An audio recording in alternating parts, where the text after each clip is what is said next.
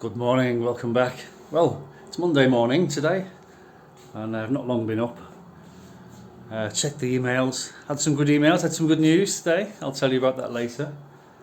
I'm in the den, and this is where Ben's computer is. And Ben got my computer because he popped in for a visit last week, and he was highly offended I'd put Flight Simulator on his computer because he had very little room left on his hard drive. It does take up a lot, the scenery files and that, but I've got an extra SSD hard drive in my computer down there. It's my old computer that running quite slow. So I just thought I'd show you how I've got the flight sim set up there. There's the throttles down there, air brakes, these are the flaps, this is the undercarriage, up and down, engine starts, parking brake, that sort of thing, rudder pedals on the floor, and joystick over there. I have hours and hours of fun on that. This is the Vulcan bomber. I'm still flying the Vulcan. I flew the Vulcan yesterday and the day before, and I go through phases. I own my own Vulcan bomber. You know, I downloaded it. It was about $40. Okay, I've got numerous aeroplanes which I own. This was a great one. This is the Tornado GR4. Okay, I flew that all the way around the world in VR before my haters start jumping up and down. I downloaded that. I bought it, downloaded it. I got used to flying it, checked myself out on it, and went around the world. That was the first aeroplane I flew all the way around the world in, and I finished up landing back on the same airport in Prince Edward Island in Canada. I didn't do that on purpose, but it was at Summerside. So there we go. I didn't just go around the world like I did in the Canberra. I thought I'll fly around the world. I went the opposite way to the east, and it took me about 40 odd hours to do that. But I just did one lap of the planet. Whereas with this, I went everywhere when the weather allowed me to.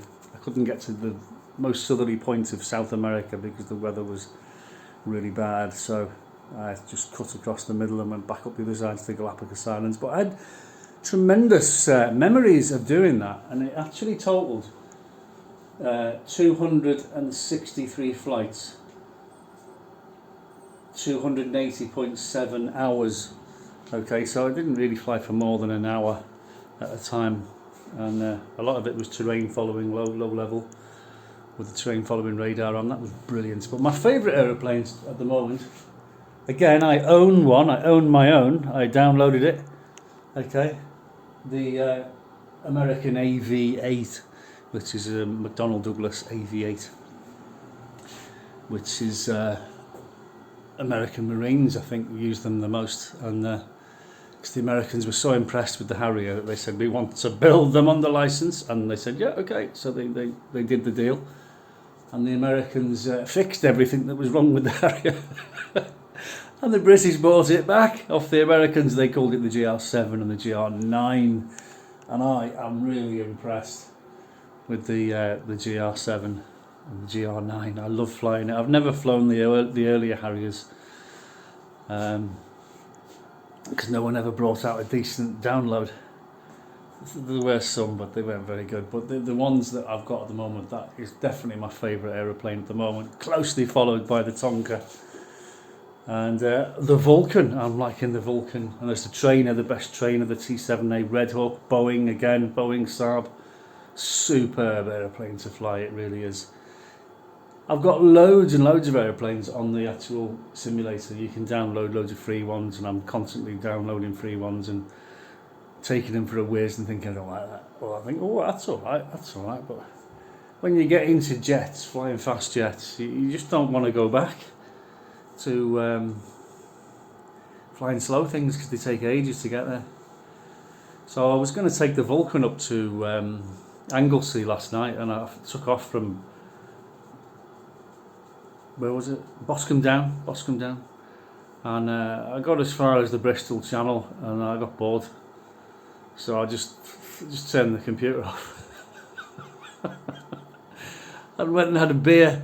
So you can do that from 25,000 feet. Just that, I've had enough. Pause.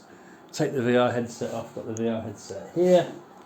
There we go. That's what I wear and I'm flying, and